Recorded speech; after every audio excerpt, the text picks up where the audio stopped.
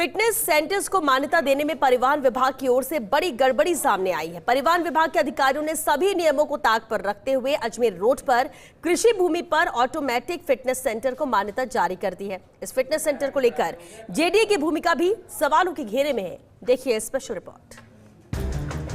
परिवहन विभाग में इन दिनों नियम कायदे कानून सब ताक पर रखे जा रहे हैं।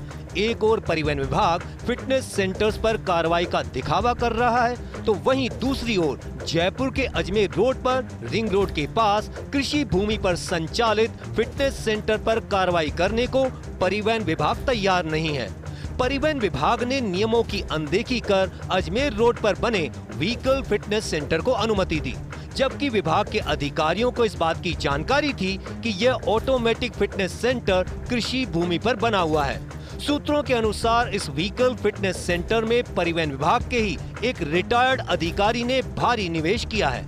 रिटायर्ड अधिकारी का ही प्रभाव है कि विभाग के उच्च अधिकारियों की जानकारी में आने के बावजूद भी परिवहन विभाग नियमों के बिल्कुल विपरीत बने इस सेंटर पर कार्रवाई नहीं कर रहा है। जानकारी अनुसार बीते दिनों विभाग की एसीएस ने इस फिटनेस सेंटर से जुड़ी रिपोर्ट मांगी थी, लेकिन इसके बाद भी इस सेंटर पर कार्रवाई तो दूर, अभी तक नोटिस तक जारी नहीं किया गया है। जयपुर के इस व्हीकल फिटनेस सेंटर को उदाहरण बताते हुए प्रदेश में कई जगह और कृषि भूमि पर ही फिटनेस सेंटर्स के लिए मान्यता लेने की तैयारी हो रही है। इससे राज्य सरकार को करोड़ों रुपए के राजस्व की हानि हो सकती है। ऑटोमेटिक व्हीकल फिटनेस सेंटर की मनमानी। अजमेर रोड पर रिंग रोड के पास कृषि भूमि पर बना है ऑटोमेटिक फिटनेस सेंटर। परिवहन विभाग के अधिकारियों ने फिटनेस सेंटर को मान्यता दे दी। नियमों को ताक पर रखकर कृषि भूमि पर बने फिटनेस सेंटर पर नहीं हो रही कार्रवाई।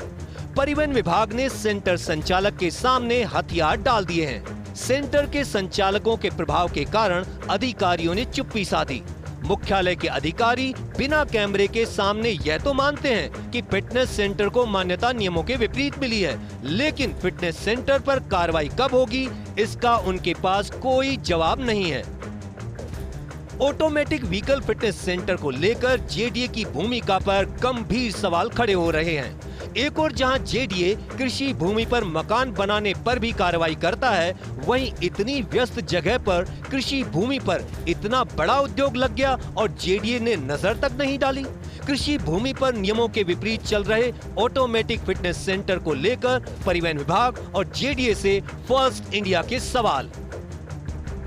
परिवहन विभाग और जेडीए के अधिकारियों से सवाल, आखिर परिवहन विभाग ने किसके दबाव में कृषि भूमि पर फिटनेस सेंटर को अनुमति दी? क्या विभाग से रिटायर हो चुके अधिकारी के प्रभाव के कारण परिवहन विभाग कार्रवाई नहीं कर रहा है? प्रदेश में कृषि भूमि पर फिटनेस सेंटर लगाने के और प्रस्ताव आएंगे तो क्या विभाग सभी को मंजूरी देगा?